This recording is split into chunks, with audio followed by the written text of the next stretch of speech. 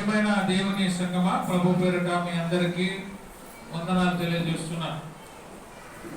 ఈరోజు mothers day కదా, mothers day కాబట్టి తల్లులందరికీ కూడా మదర్స్ డే శుభాకాంక్షలు తెలియజేస్తున్నాను. ఉన్నారా అమ్మోళ్ళు అందరు? ఇక్కడ ఎంతమంది అమ్మోళ్ళు ఉన్నారు? ఇక్కడ చేయొద్దండి. అమ్మలు ఎంతమంది ఉన్నారు? అమ్మలు మీ అందరికీ హ్యాపీ మదర్స్ డే. ఈ హ్యాపీ మదర్స్ డే అనేది 1907వ సంవత్సరము ఈ యొక్క తారీఖున ఫస్ట్ మదర్స్ డేగా అమెరికాలో అన్నా జార్విన్ అని అతడు అతని తల్లి యొక్క ప్రేమకు చిహ్నంగా ఈ రోజును జరిపించినాడంట. అందుకే అది ప్రపంచవ్యాప్తంగా విస్తరించి ఈ రోజును ఏం జరుపుకుంటున్నారు? మదర్స్ డేగా జరుపుకుంటున్నారు. తల్లి యొక్క ప్రేమకు ఎవరైనా వెళ్ళగలుగుతారా చెప్పండి? తల్లి ప్రేమకు వెల ఎవరు కూడా చెల్లించలేము, చెల్లించజాలరు. ఎందుకంటే మనందరిని కూడా మన తల్లి తన గర్భములో 9 నెలలు మోసి తన రక్తాన్ని పంచి ఎన్నో కష్టాలను అనుభవించి తన ప్రాణాలు సహితము లెక్క చేయకుండా పిల్లలకి తల్లి జన్మనిస్తుంది. అందుకే తల్లి ప్రేమను ఎవరు కూడా వెల కట్టలేదు. కానీ రాబోయే కాలంలో అంటే ఈ పరిస్థితుల్లో ఎట్లయిపోయినారంటే మన ఇంట్లో తల్లిదండ్రులు ఏ విధంగా ఉన్నారు, ఏ విధంగా అంటే పాత టీవీలు, పాత రేడియోలు, పాత ఉంటే దాన్ని ఎవరైనా లెక్క చేస్తారా? అప్పుడు కాలంలో టీవీలు ఎట్లుండేవి? లావుగా ఇంత లావు డబ్బా లెక్క ఉండేవి కదా. ఇప్పుడు ఎవరైనా లెక్క చేస్తారా? స్మార్ట్ టీవీలు వచ్చినాయి కదా, దాన్ని ఎక్కువ లెక్క చేయరు. చిన్నగా ఉన్నప్పుడు ఏం చెప్పినా పిల్లలు వినేతల్లో మనం, అరే బాబు ఇక్కడ అగ్గి ఉంది అది కాలుతుంది అంటే ఇంకా జాగ్రత్తగా విని దాని జోలికి కూడా పోం. ఒక్కసారి ఒకవేళ పొరపాటున పోతే ఒక దెబ్బ వేసినారనుకో మళ్ళీ దాని జోలికి పోం. చిన్నగా ఉన్నప్పుడు ఏం చెప్పినా వింటాం, కానీ పెద్దగైనప్పుడు ఏదైనా తప్పు అని చెప్తే ఏం చెప్తామంటే మాకు తెలియదా, తప్పో రైటో నాకు తెలియదా అని చెప్తాం మనం.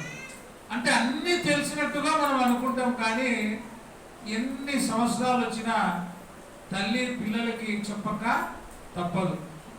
అందుకే ఈ ప్రపంచంలో ఈ రోజుని మదర్స్ డేగా గుర్తిస్తున్నారు.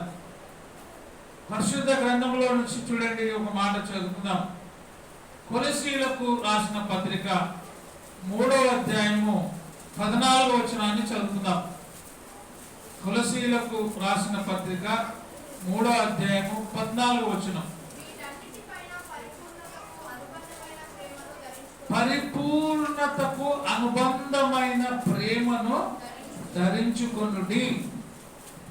పరిపూర్ణమైన ప్రేమ ఎవరిలో దొరుకుతుందంటే కేవలము దేవునిలో దొరుకుతుంది. తర్వాత ఎవరిలో దొరుకుతుంది? తల్లి తండ్రిలో దొరుకుతుంది పరిపూర్ణమైనటువంటి ప్రేమ. దేవుని ప్రేమలో స్వార్థం ఉండదు, తల్లిదండ్రుల ప్రేమలో కూడా స్వార్థం ఉండదు. నువ్వు పెద్దగయ్యి ఉద్యోగస్తునివయ్యి తల్లిదండ్రులను చూస్తావో లేదో కూడా తెలియదు, అయినా నిన్ను వాళ్ళు ఏం చేస్తున్నారు? పెంచి పెద్ద చేసి వారి రక్తాన్ని చిందించి, రక్తాన్ని ఆడ చిందిస్తున్నారబ్బా అనుకుంటారు. చెమటనే ఏమవుతుంది? రక్తం రూపంలో వచ్చి వారు ఎంతో శ్రమపడి నీ నుండి ఏది ఆశించకుండా, నా నుండి ఏది ఆశించకుండా మన తల్లి తండ్రి మనల్ని ఏం చేస్తారు? పెంచి పెద్ద చేసి ఒక ఉన్నతమైన స్థానంలో పెడతారు. అందుకే దేవుడు కూడా పరిశుద్ధ గ్రంథంలో ఏం రాసి ఉంచాడంటే పరిపూర్ణతకు అనుబంధమైనటువంటి ప్రేమను ధరించుకునుడి. దేవుని ప్రేమ చాలా గొప్పది, తల్లి ప్రేమ కూడా అంతే గొప్పది.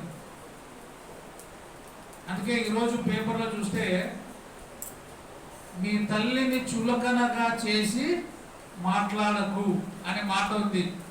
ఈనాడు పేపర్లో తల్లిని చులకనగా చేసి మాట్లాడకు అని. చాలా మంది చులకనగా మాట్లాడుతుంటారు. అంటే మన ఏరియాలో చూస్తే ఇంకా చెప్పాల్సిన అవసరం లేని మాటలన్నీ తిడుతుంటారు తల్లిని. జన్మనిచ్చిన తల్లిని ఏం చేస్తున్నారంటే, నువ్వు చచ్చిపోతే బాగుంటే చచ్చిపో, నువ్వు తల్లిని ఉండి లాభం లేదు అని. అదే తల్లి లేకపోతే నువ్వు ఈరోజు అంత గొప్పదానివి, గొప్పవాడివి అయ్యేవాడివి కాదు. ఈరోజు నీ తల్లిని చచ్చిపోతుంటే నీవు నీ తల్లి నిన్ను పురిటిలో చంపేస్తే నీ జీవితం ఏమైపోతుంది? ఇంత గొప్పది అయ్యేది కాదు. చిన్న చిన్న విషయాలకు ఏం చేస్తుంటారంటే బాగా ఇబ్బంది పెడుతూ ఉంటారు తల్లిదండ్రులను. అందుకే ఈ మూర్ఖంగా జీవించేటువంటి పిల్లలకు దేవుడు ఏం చెప్తాడంటే, బాలుడు నడవవలసిన త్రోవను వానికి నేర్పము, వాడు పెద్దవాడైనప్పుడు దాని నుండి తొలగిపోడు. ఎందుకు మూర్ఖులుగా తయారవుతున్నారంటే, నిజంగా మీరు బాగా చూడండి, ప్రార్థనకు నడిపించబడే పిల్లలు, వాక్యమును ధ్యానించే పిల్లలు, దేవుడంటే భయము భక్తి కలిగిన పిల్లలు ఎవరు కూడా చెడ్డ మాటలు వాళ్ళ తల్లిదండ్రులను నోట నుండి పలకరు. ఆ మాటలు వారి నోటి నుండి రావు. ఏ మనిషి అయితే వాక్యమును వినడో, ప్రార్థనను రాడో, వాక్యమందు విధేయత చూపడో, వారి నోట నుండి ఏమొస్తుంటాయంటే దుర్భాషలు వస్తుంటాయి. అందుకే పరిపూర్ణమైన ప్రేమను ధరించుకునుడి. అదే ఒక చోట నేను పేపర్లో చూసా. ఏముంది తెలుసా? తనను నలిపివేసిన పాదానికి కూడా పువ్వు పరిమళాన్ని అందిస్తుందంట. తనను నలిపివేసిన పువ్వు కూడా పాదానికి ఏమిస్తుంది? పరిమళం ఇస్తుంది. ఒక పువ్వుని కాలు కింద వేసి నువ్వు తొక్కి నలిపినా కూడా నీ కాలుకి ఏ వాసన వస్తుంటది? పువ్వు వాసనే వస్తుంది. మరొకసారి చూడండి, తనను నలిపివేసిన పాదానికి పువ్వు పరిమళాన్ని అందిస్తుందంట. తనను కష్టపెట్టే బిడ్డకు అమ్మ ప్రేమనే పంచుతుంది. కష్టపెట్టే బిడ్డకు కూడా తల్లి ఏమిస్తుంది? ప్రేమను పంచుతుంది. పుష్పాన్ని పువ్వుని కాళ్ళ కింద వేసి తొక్కినా కూడా నీ కాలుకి ఏమందిస్తుంది? పరిమళాన్ని అందిస్తుంది. నువ్వు ఎంత ఇబ్బంది పెట్టినా, నీ తల్లిని నువ్వు కొట్టినా, హింసించినా, నీ తల్లి నీ మీద ఏం చూపిస్తుంది? ప్రేమ చూపిస్తుంది. నిజమా కాదా? మీరు పువ్వుని బాగా పువ్వు కానీ బాగా తొక్కినా, చేతితో నలిపి పాడేసినా నీ చేతికి ఏ వాసన వస్తుంది రవి? పరిమళ వాసన వస్తుంది. తల్లిదండ్రులను కూడా వాళ్ళని హింసించిన వాళ్ళ మనస్తత్వం ఎటువంటిదంట? ఆ మంచి సువాసన కలిగినటువంటి మనస్తత్వమే తండ్రి యొక్క మనస్తత్వం. అందుకే కొన్నిసార్లు అప్పుడప్పుడు కోపపడినా కూడా మనసు చలించిపోతుంటది. నిజంగా నేను ఆ మాట అనకూడదు, ఎదురు చెప్పకూడదు అనేటువంటి మనసు, హృదయము ఎవరిలో అయితే వస్తుందో వాళ్ళు గొప్పగా ఆశీర్వదించబడతారు. దేవుడు ఏం చెప్తున్నాడంటే, పరిపూర్ణతకు అనుబంధమైన ప్రేమను ధరించుకొనుడి. నీవు ప్రేమను ఎట్లా ధరించుకుంటావు? ప్రేమ ఎక్కడ ఉంది వస్తుంది అంటే, దేవుడు ప్రేమ స్వరూపి. దేవుని యందు విశ్వాసం ఉంచి ఎవరైతే దేవుని మీద మక్కువ కలిగి ఉంటాడో ఆ ప్రేమ నీలో కూడా నివాసం చేస్తుంది. దేవుని మాట యెషయా గ్రంథము 66వ అధ్యాయము 13వ వచనము నుంచి చూస్తే మనం చదువుకుంటే, ఇప్పుడు ఒకని తల్లి వారిని ఆదరించున్నట్లు నేను మిమ్మల్ని ఆదరించెదను. ఒకని తల్లి ఒకని ఆదరించినట్లు దేవుడు కూడా ఆదరించేవాడు. అంటే తల్లిలో ఏముంది? దేవుని ప్రేమ ఉంది. దేవుడు ఎవరితో పోలుస్తున్నాడు చూడండి. ఒకని తల్లి వాణిని ఆదరించున్నట్లుగా నేను మిమ్మల్ని ఆదరిస్తున్నా.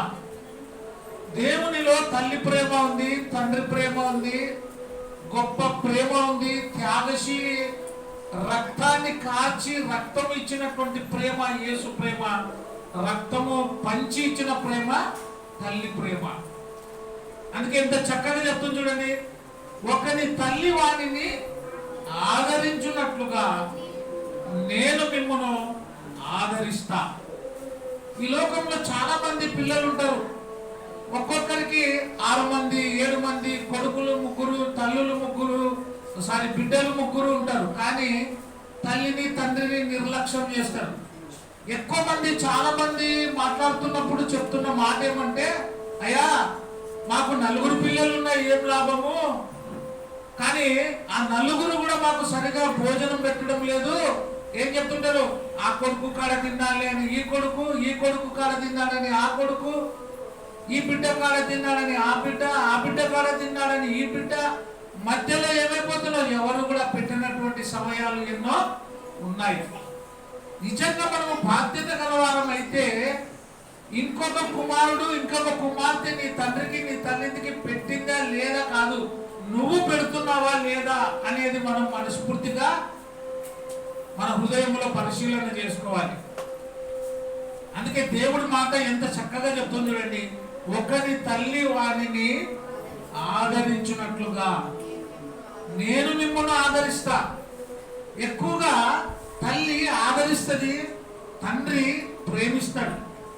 తండ్రి ఆదరణ బయటపడదు, తల్లి ఏమో బాగా ఆదరిస్తుంది. ఏదైనా ఉంటే కూడా పిల్లలకి సపోర్ట్ ఎవరు చేస్తారు, ఎక్కువ తల్లి బాగా చేస్తుంది. తండ్రి సపోర్ట్ చేయడు. తండ్రి ఎప్పుడు కూడా కోపంగా గద్దిస్తూ ఉంటాడు, కానీ లోపల ప్రేమ ఉంటుంది. తల్లి ఎక్కువగా ఎవరినైనా అడగండి, ఎక్కువగా మీ నాన్న బాగా కొట్టినాడా మీ అమ్మ బాగా కొట్టిందా అని అడగండి. ఇంట్లో సెలాకుతో అమ్మనే చాలా సార్లు కొట్టింటారు పిల్లల్ని. తండ్రి ఎప్పుడో ఒకసారి కొడతాడు, అది కూడా కొడితే మామూలుగా కొట్టాడు. ఎట్లా కొడతారు, బాగా కింద మీద వేసి కొడతారు. అందుకే తల్లి చేతగానప్పుడు ఏం చెప్తుంది, నేను ఇంత కొడితే నా మాట నువ్వు కదా, మీ నాయన వచ్చినాక చెప్తలే అంటది. అంటే అర్థమేమి, నేను కొట్టిన దెబ్బలు సరిపోలే, మీ నాయన వస్తే ఇంకా బాగా దెబ్బలు పడతాయి అని.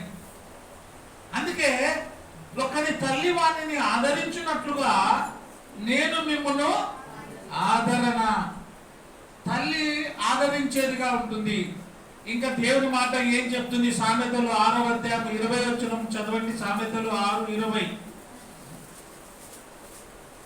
సామెతలు 6వ అధ్యాయం 20 వచనం. నా కుమారుడా నీ తండ్రి ఆజ్ఞను గైకొనుము, నీ తల్లి చెప్పే మాటలు నీవు త్రోసివేయొద్దు. మీ అమ్మ ఏదైతే చెప్తుందో దాన్ని త్రోసివేయొద్దు. అమ్మ చెప్పే మాటలు వినాల. ఒకవేళ వినకపోతే మనకే నష్టం. అందుకే నీ తల్లి చెప్పు ఉపదేశమును త్రోసివేయొద్దు, వాటిని ఎల్లప్పుడూ నీ హృదయమందు ధరించుకో. ఎక్కడ ధరించుకోవాలా, హృదయంలో పెట్టుకోవాలి. అమ్మ చెప్పిన మాట ఎక్కడ పెట్టుకోవాలా, హృదయంలో పెట్టుకోవాలి. నీ హృదయంలో పెట్టుకో. ఉపదేశము అంటే మాట నీ హృదయంలో ఉంచుకో. ఇంకేం చెప్తుంది చూడండి, నీ మెడ చుట్టూ వాటిని కట్టుకో. అంటే నీ హృదయంలో పెట్టుకో, నీ మెడ చుట్టూ వాటిని కట్టుకో. దేనిని, ఉపదేశము మాట, తల్లి చెప్పే మాట, తండ్రి చెప్పే మాట. ఆ మాటలు నీ హృదయంలో ఉంచుకో నా కుమారుడా అని చెప్తుంది. 23వ వచనం, ఆజ్ఞ దీపముగాను ఉపదేశము వెలుగు. ఉపదేశము ఏమైంది, వెలుగు. యేసు ప్రభు కూడా ఏమన్నాడు, నేను లోకమునకు వెలుగును. తల్లి మాటలు కూడా ఏమైనాయి, వెలుగు. నేను వెలుగులో నడిపించేది. నా తల్లి తండ్రి మాట వినక నేను ఈ విధంగా అయిపోయినాను అని చెప్పి పశ్చాత్తాపపడే వాళ్ళు చాలా మంది ఉన్నారా లేదా? నా తల్లి చెప్పినప్పుడు, మా నాన్న చెప్పినప్పుడు నేను వినలేదు, నేను చదువుకోలేదు, నేను బాగుపడడానికి, నేను చెడిపోవడానికి కారణం ఎవరంటే నా తల్లి తండ్రి మాట వినకపోవడమే నాకు ఈ గతి వచ్చింది అని చెప్తారు. అందుకే తల్లి మాట, తండ్రి మాట, ఆజ్ఞ, ఉపదేశమును రెండింటిని మనం ఏం చేయాలా, హృదయంలో ఉంచుకోవాలా, వాటిని మెడ చుట్టూ కట్టుకోవాలి. అది దేవుడు చెప్తున్నటువంటి మాట. 23వ అధ్యాయం 25వ వచనం, సామెతలు 23:25.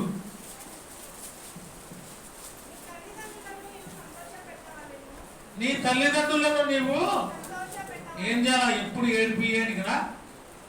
నీ తల్లిదండ్రులను నీవు సంతోష పెట్టవలను. నిన్ను కనిన తల్లిని ఆనందపరచవలెను. నిన్ను కనిన తల్లిని ఏం చేయాలా? సంతోషపడాలంటే ఏం చేయాలా? తల్లి తండ్రి సంతోషపడాలంటే ఏం చేయాలా? వాళ్ళ మాట వింటే చాలు, అంతకంటే ఇంకా వాళ్ళు ఏం సంతోషపడరు. అవునా కదా? మరొకసారి చెప్పండి. పెట్టు అనే వద్దనే?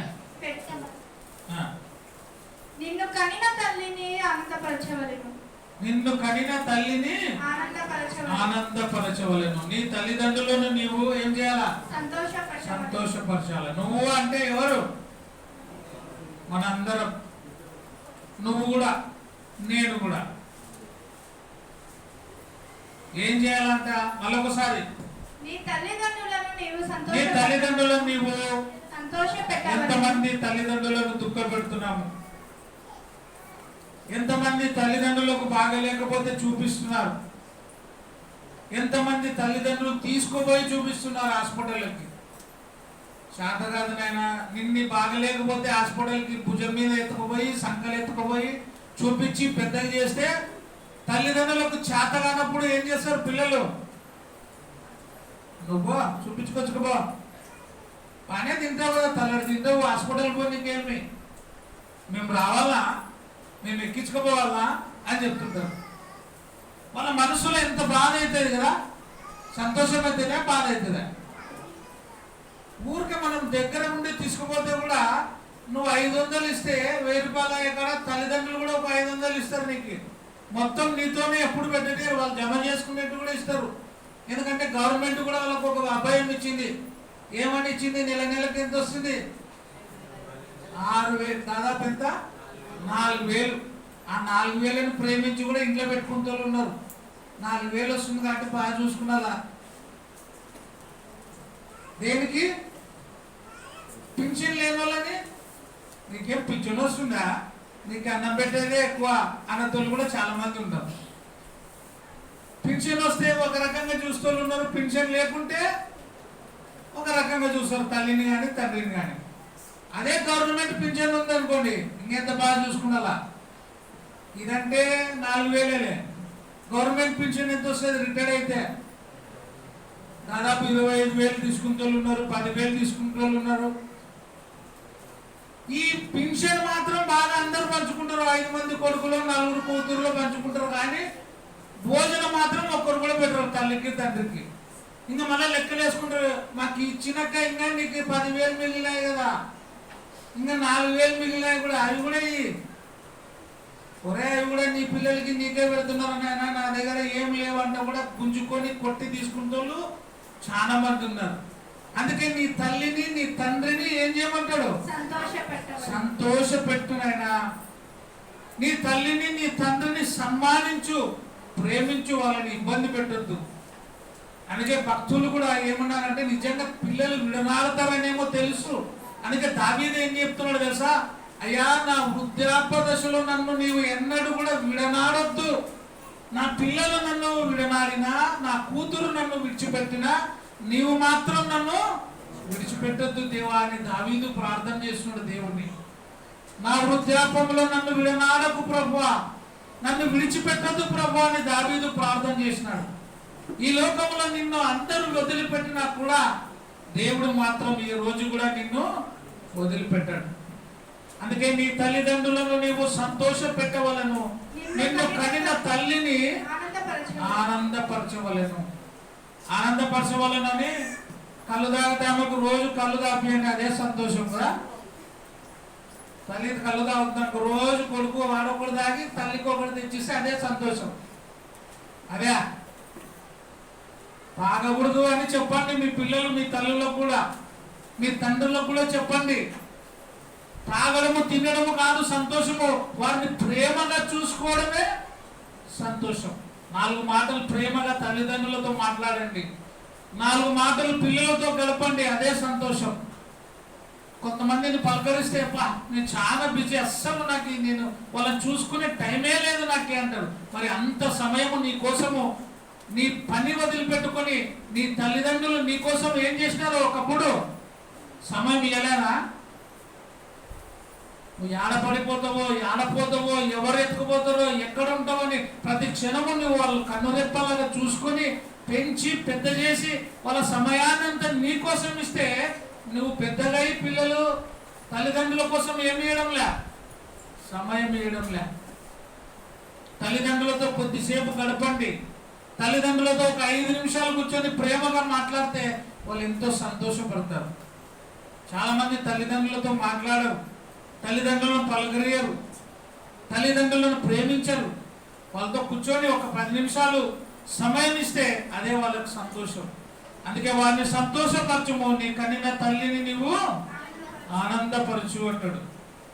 94వ కీర్తన 19వ వచనం. నా అంతరంగమందు విచారములు హెచ్చగా.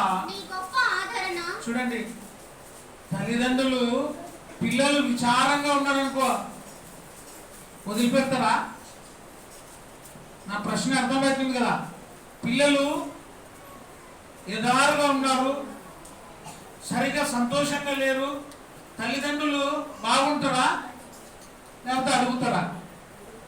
ఏనైనా ముఖం గుంజుకుపోయింది, తల్లి ముఖం గుంజుకుపోయినా తండ్రి ముఖం గుంజుకుపోయినా ఆలోచించారు. కానీ కూతురు ముఖము, తండ్రి ముఖము, బిడ్డ ముఖము, కొడుకు ముఖము ఎండిపోయిందనుకో, తల్లి మాత్రం తండ్రి మాత్రం ఏమడుగుతారు? ఏనైనా ముఖము వాడిపోయింది, తింటివా లేదా, తాగినావా లేదా అని అడుగుతారు. కానీ పిల్లలు తల్లిదండ్రులను అడగరు చాలా మంది. అందుకే బాధల్లో మరి చదవమ్మా, నీకు ఏమంట? నా అంతరంగమందు విచారము. విచారము అంటే ఏదో ఒక బాధ సమస్యతో నువ్వు విచారంగా ఉన్నప్పుడు, బిడ్డగా కొడుకుగా నువ్వు బాధపడుతున్నప్పుడు నీ తల్లి నిన్నేం చేస్తుందంట? నీ గొప్ప ఆదరణ, గొప్ప ఆదరణ ప్రాణానికి ఏం కలిగిస్తుంది? నెమ్మది. దేవుడు కూడా ఆదరించేవాడు, ప్రాణానికి నెమ్మది ఇచ్చేవాడు. తల్లి కూడా ఏమిస్తుంది? ప్రాణానికి నెమ్మది, ప్రాణానికి సంతోషం ఇస్తుంది తల్లి. ప్రేమగా మాట్లాడుతుంది తల్లి, గద్దించినా మళ్ళీ ప్రేమిస్తుంది. అందుకే చిన్నగా ఉన్నప్పుడు బాగా కొడతాం కదా, అప్పుడు తల్లిదండ్రులు పిల్లలకి ఎట్లా కనబడతారు? శత్రువులా కనబడతారు. బెత్తము వాడని వాడు తన పిల్లలకు ఏమంట? విరోధి. బెత్తము వాడిన తర్వాత అదేమైతుంది? తర్వాత నువ్వు గొప్పవాడైనప్పుడు అది నీకు దీవెనకరంగా మారుతుంది. నా అంతరంగమందు విచారములు హెచ్చగా నీ గొప్ప ఆదరణ, తల్లి ఆదరణ, దేవుని ఆదరణ, తండ్రి ఆదరణ ప్రాణములకు ఏం కలిగజేస్తుంది? నెమ్మది, ప్రశాంతంగా. పిల్లలు దిగులుగా ఉన్నప్పుడు తల్లిదండ్రుల దగ్గరకు వచ్చి ఏమైనా తిన్నావా అంటే ఎంత సంతోషం. అదే మాట నువ్వు మీ నాన్నని మీ అమ్మని అడిగితే, ఏమ్మా తిన్నావా, తినలేవా, నువ్వు పెట్టకపోయినా పర్లేదు తిన్నావా అంటే అంత సంతోషం. ముసలోళ్ళు అదే బాధపడతారు. కనీసం మా పాప వాడు తిన్నావా అని కూడా నన్ను అడగలే. తిన్నావా అని అడగడంలో కూడా ఎంతో ప్రేమ. మన వాళ్ళు ఎవరైనా కనబడితే నువ్వు భోజనం చేస్తుంటావు, మంచి బిర్యానీ తింటుంటావు, కనబడితే రాన్న భోంచేదిరా అంటావు. ఆ మనిషికి ఎంత సంతోషం.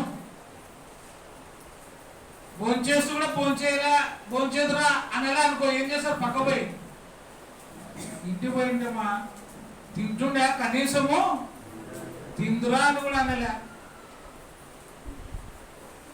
ఒక ఆయన అయితే ఏం చేసినాడంటే నాకు ఇప్పుడు గుర్తొస్తుంది. ఆయన సేవకుడే, కానీ ఎట్లా సేవకుడు అయినాడో నాకు అర్థం కాదు. పాపం యాక్సిడెంట్ అయింది, భార్య భర్తలు బండి మీద పోతుంటే కింద పడినారు. యాక్సిడెంట్ అయింది భార్యకి భర్తకి. వేరే ఊర్లో ఉన్నారు, 30 కిలోమీటర్ల దూరంలో. మాకు తెలిస్తే నేను నాయన ఇద్దరం బండి మీద పోయినాం, పలకరిద్దామని పోయినాం. పోయినప్పుడు మంచి ఏమైనా తీసుకుపోతాం కదా, పండ్లు గిన్నెలు అన్నీ తీసుకుపోయి పలకరించి కొంచెం కూర్చున్నాం ప్రార్థన చేద్దామని. ఆయన ఇట్లా టైం చూసి, అయ్యగారు చాలా సంతోషం మీరు వచ్చినారు, పలకరించినారు, వందనాలు. ఇంకా మీరు పోతే నా భార్య మటన్ చేసింది ముడిశంక తినాలని మీరు వెళ్ళిపోండి అంటున్నాడు. ఏమన్నా వేడి వేడి రొట్టెలు మటన్ చేసింది భార్య కాదు, కోడలు. భార్య కూడా దెబ్బలు తగినాయి, భర్తకి దెబ్బలు తగినాయి. కోడలు చేసింది వంట. మేము కూడా భోజనం టైం పోయినాం టయానికి. భోజనం మేము చేయకపోయినా పర్లేదు, మేము భోజనం చేయాలని పోలే. ఎక్కడ భోజనం చేస్తామో అనుకున్నారా ఏమో. ఏమంటారు, అయ్యగారు మీరు పోయిరండి, సెలవు ఇంకా వచ్చినారు, మీరు వెళ్ళిపోతే మటన్ చేసింది రొట్టెలు చేసింది తెస్తే మేమిద్దరము తినాలా అంటాడు. మేము నవ్వుకుంటే ఇంకా ఎంత మంచోడు ఏనా అని. కనీసం మంచినీళ్ళు కూడా వేయలే తాగమని. మన క్రైస్తవ లక్షణం ఏమంటే ఇంటికి వచ్చిన వాళ్ళకి ముందు భోజనం పెట్టాలకున్నా పర్వాలేదు, కానీ ఏమి ఇవ్వాలా, వందనాన్ని చెప్పాలా, మంచినీళ్ళు ఇవ్వాలా. అది భోజనం సమయం అయితే భోజనం చేయండి అని మనం చెప్పాలి. తల్లిదండ్రులకు కూడా మనం ఏం చేయాలా, టయానికి ఫోన్ చేసినావా, భోజనం తిన్నావా అని మీ పిల్లల్ని తల్లిదండ్రులు అడిగినా, తల్లిదండ్రులని పిల్లలు అడిగినా ఆ ప్రేమ అనేది చాలా గొప్పది. అందుకే నాకు విచారములు హెచ్చగా నా హృదయంలో నీ గొప్ప ఆదరణ నా ప్రాణమునకు ఏం కలగజేస్తుంది, నెమ్మదిని కలగజేస్తుంది. మాకైతే విచారమే కలిగి ఆ ఊరు పోయినప్పుడు ఆయన మాట అంటారు కదా, నవ్వుకుంటూ వచ్చిన కర్నూలు వరకు, ఏంది ఇంత ఇంత మంచిని ఆడదులే అని. ఈనాడు చాలా మంది పిల్లలు కూడా తిన్నావా అని కూడా అడగని వాళ్ళు చాలా మంది. ఒక ఆయన అంటుండే, అప్పుడు ఇంటికి పోతే తింటుంటే కూడా నా కోడలు నా కొడుకు తిన్నావా తిందురా అని కూడా అడగరు. ఏం మనుషులే అంటుండే. అంటే కనీసం మనం ఏం చేయాలి, మన ఇంగిత జ్ఞానము భోంచేయి అనేటువంటి చెప్పాలి. అందుకే చాలా విలువైనది, చాలా గొప్పది. దేవుని ప్రేమ తర్వాత ఇంకా ఎవరిదైనా ఉందా అంటే అది ఎవరిది, తల్లి తండ్రిది మాత్రమే. 119వ కీర్తన 76వ వచనం.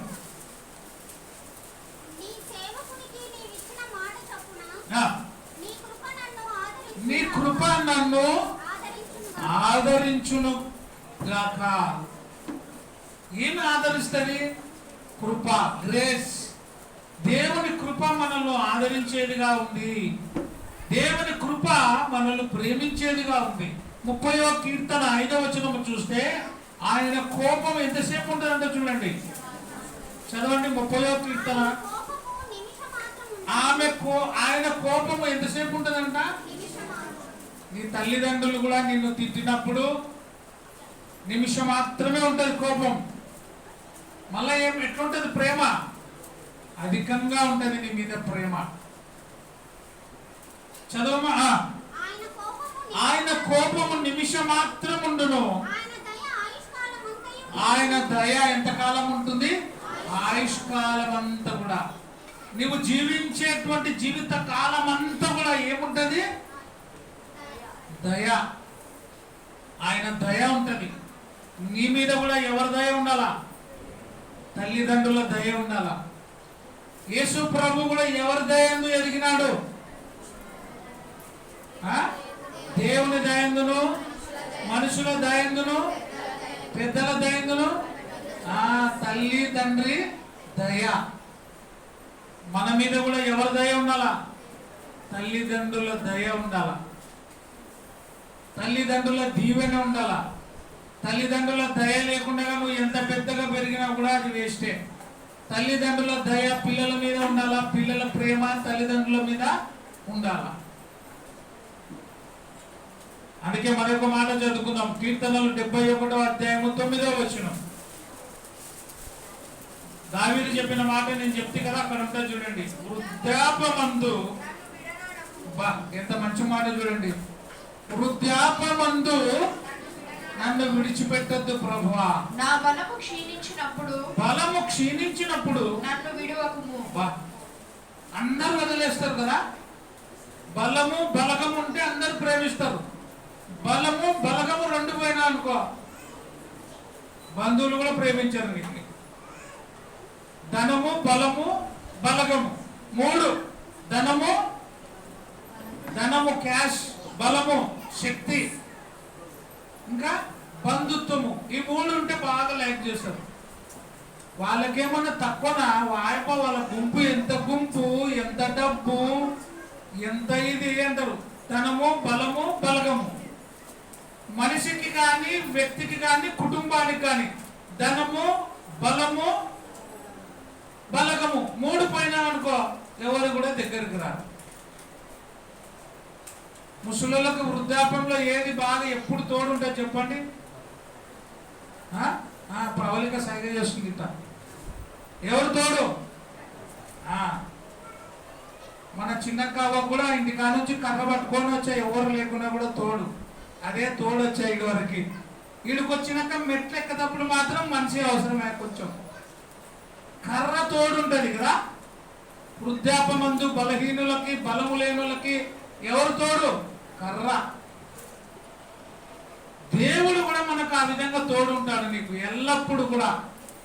నువ్వు కింద పడిపోకుండా నిన్ను నిలబెట్టేది ఎవరు? దేవుడు. అందుకే దావీదు అంటాడు, వృద్ధాపమందు నన్ను విడనాడకు. నా బలము క్షీణించిపోయినప్పుడు, నా బలము తగ్గిపోయినప్పుడు నన్ను విడిచిపెట్టద్దు ప్రభువా. బలము తగ్గిపోతే తల్లిదండ్రులను పనికిరాని టీవీలకు పెట్టేస్తారు. కానీ మనం ఏం చేయాలా? వాళ్ళని ప్రేమించాలా. నన్ను విడనాడొద్దు. ఒకవేళ నా పిల్లలు నన్ను విడనాడినా కూడా నీవు మాత్రము నన్ను ఎన్నడూ కూడా విడిచిపెట్టద్దు ప్రభువా అని దావీదు ప్రార్థన చేస్తున్నాడు దేవునికి. మనం కూడా అట్లనే చేయాలా. నా వృద్ధాపమందు నన్ను ఎన్నడూ కూడా నీవు విడనాడకు ప్రభువా, నన్ను విడిచిపెట్టద్దు. ఎందుకంటే ఒకని తల్లి వాణిని ఆదరించినట్లుగా నేను నిన్ను ఆదరిస్తున్నానని దేవుని మాట చెప్తుంది. అందుకే ద్వితీయోపదేశ కాండం 5వ అధ్యాయం 16వ వచనం, నీ దేవుడైన యెహోవా నీకు అనుగ్రహించు దేశంలో నీవు దీర్ఘాయుష్మంతుడవై నీకు క్షేమము కలుగునట్లు నీ దేవుడైన యెహోవా నీకు ఆజ్ఞాపించిన లాగున నీ తండ్రిని నీ తల్లిని సన్మానింపుము. ఎవరిని? నీ తల్లిని నీ తండ్రిని సన్మానించు. వారిని బాగా ప్రేమించు. నువ్వు దీర్ఘాయుష్మంతుడు అవుతావు. తల్లిదండ్రుల దీవెన చాలా గొప్పది. తల్లిదండ్రులను మనము ప్రేమించాలా, ఆదరించాలా.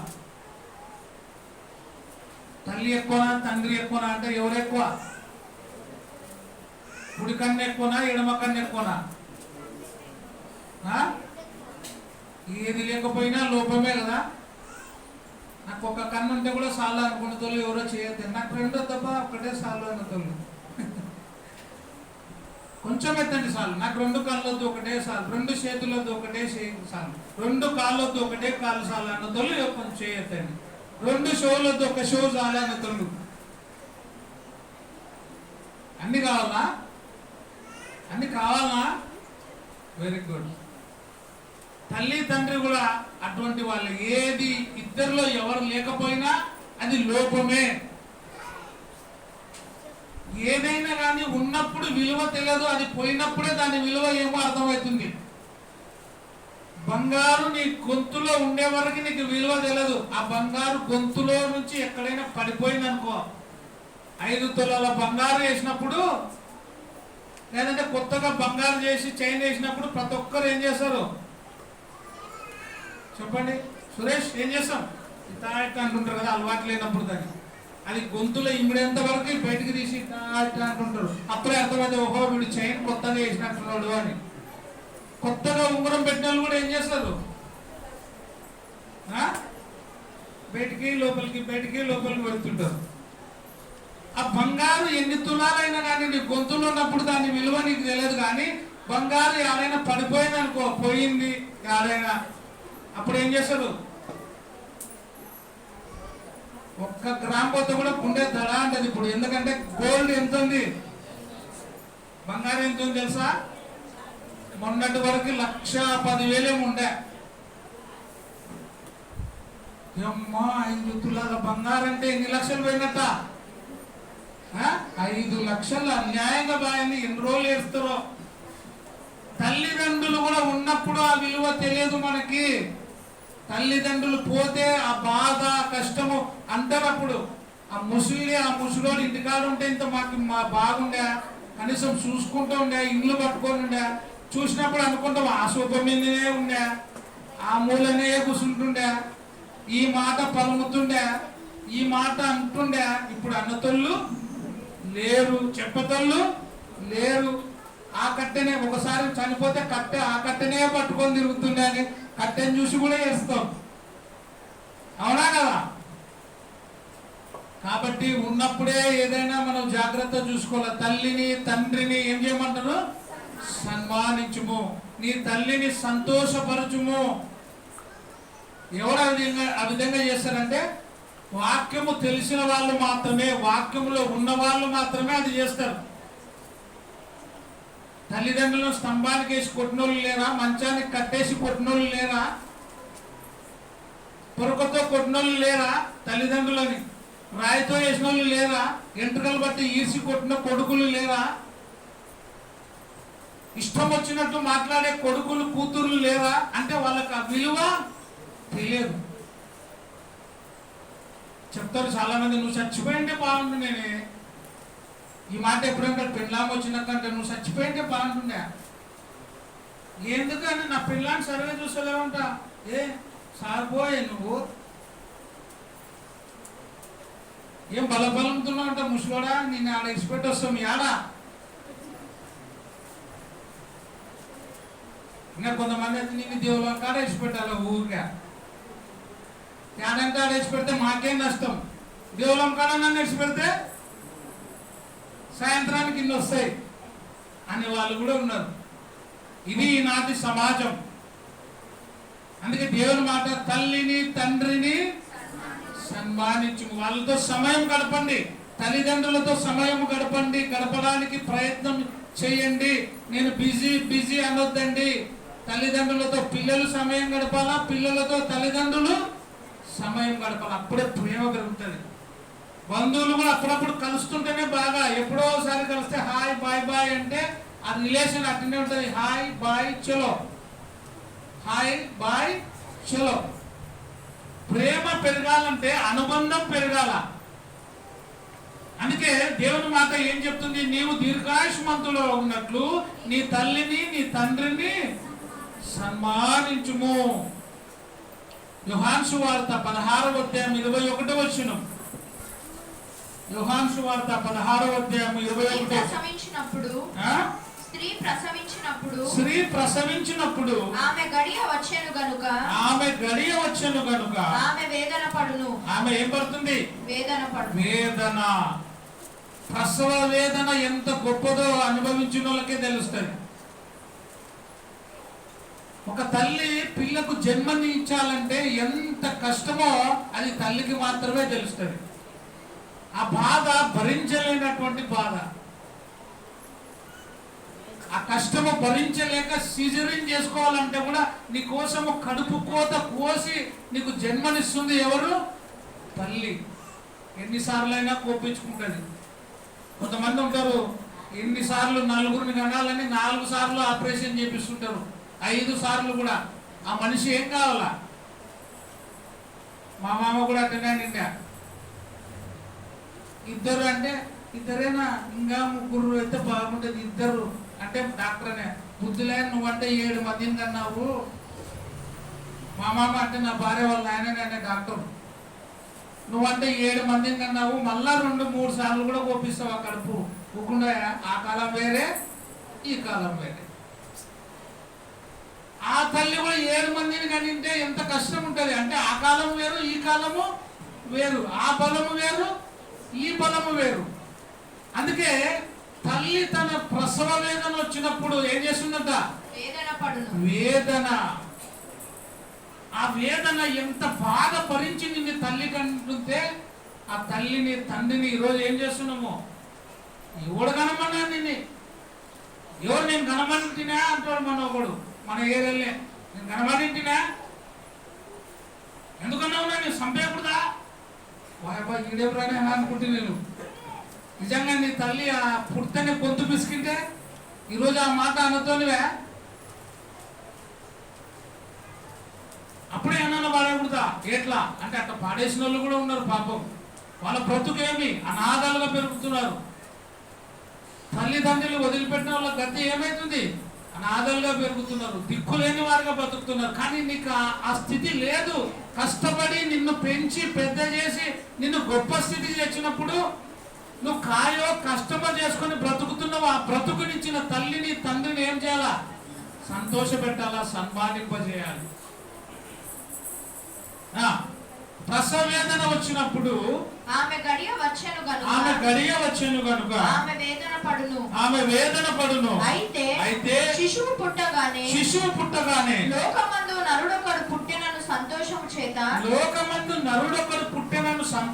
చేత ఆమె ఆ వేదన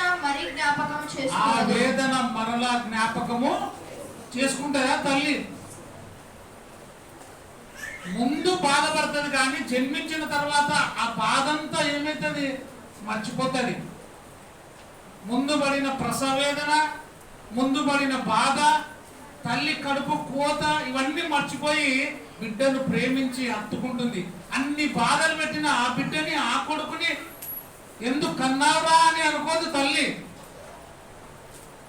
నా కొడుకు, నా బిడ్డ అని ప్రేమిస్తారు.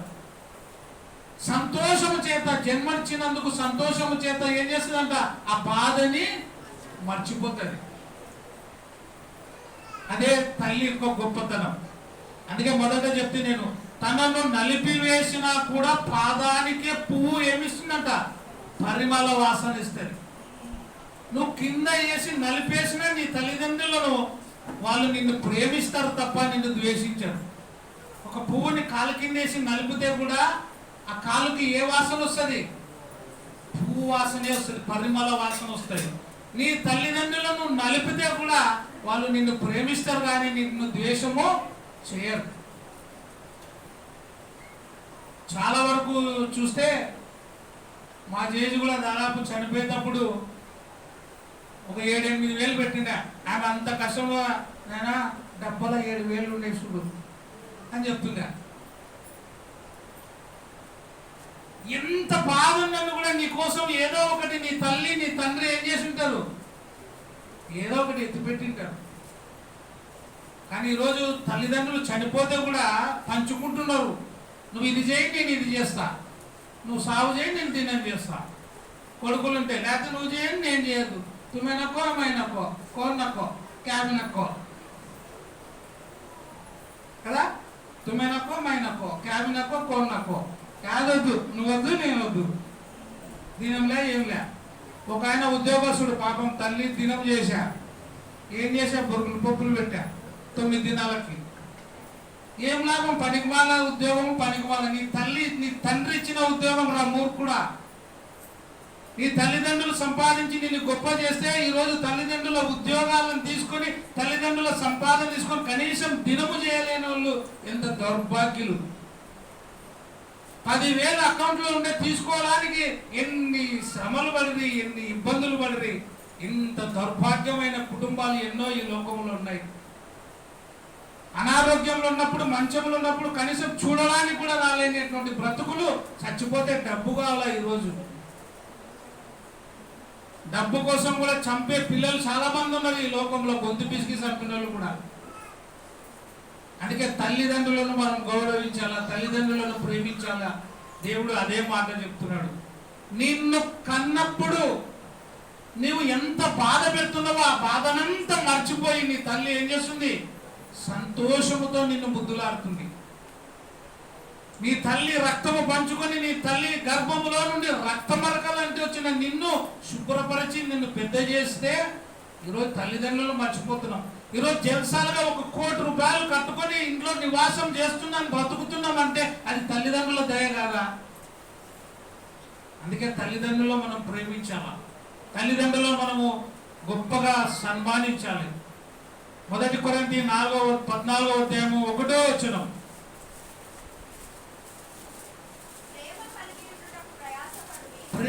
కలిగి ఉండుటకు ఏం చేయాలా? ప్రయాసపడండి. ఆత్మ సంబంధమైన ప్రయాసపడాల. ఏమిటి కోసము?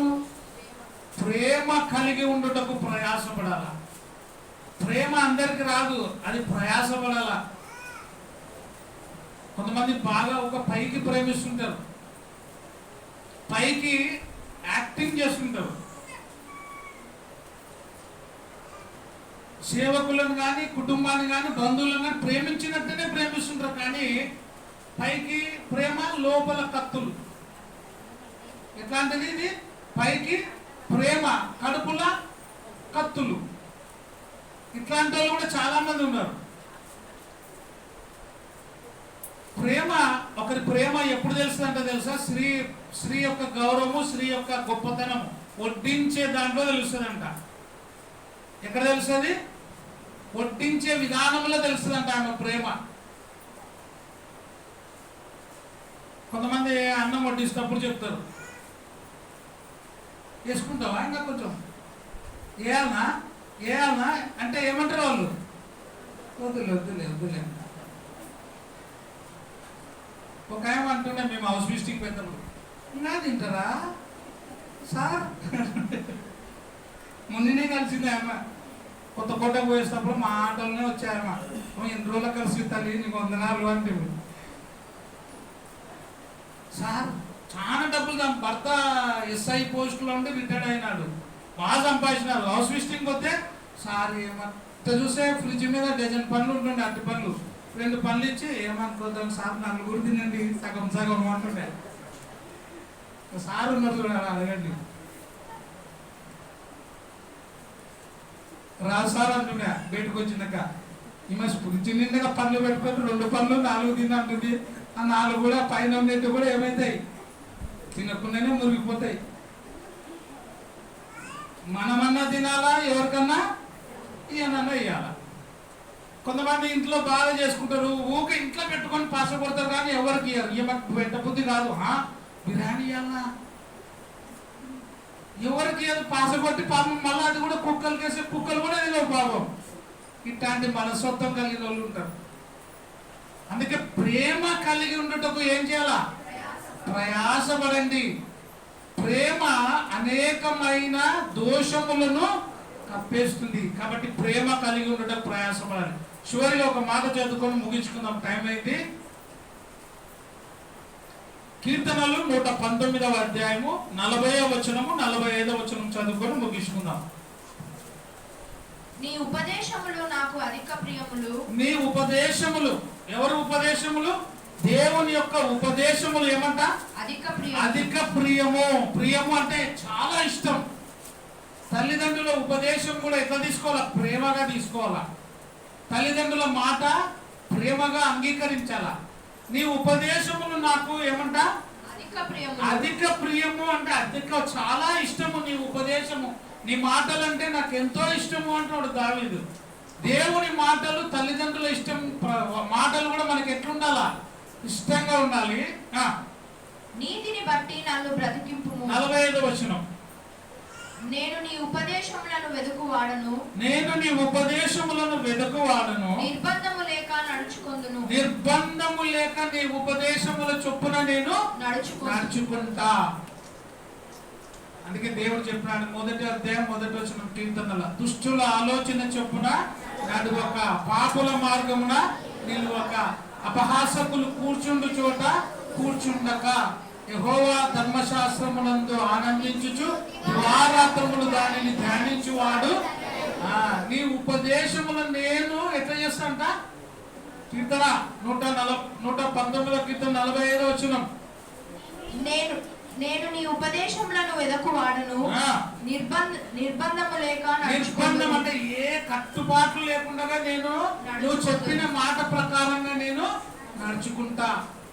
మనం కూడా ఈరోజు ఆ నిర్ణయం తీసుకోవాలా. తల్లిదండ్రుల మాట ప్రకారంగా నేను నడుచుకుంటా, తల్లిదండ్రులు చెప్పేది నేను వింటా, తల్లిదండ్రులను బాగా నేను చూసుకుంటా అని నిర్ణయం తీసుకుని ఈరోజుకు ముందుకు సాగాలని ఈరోజు ఈ వాక్య భాగం ద్వారా తెలియజేస్తూ మరొకసారి ప్రతి ఒక్కరికి మదర్స్ డే శుభాకాంక్షలు తెలియజేస్తూ వాక్యాన్ని ముగిస్తున్నాను. అందరికీ వందనాలు. Thank you.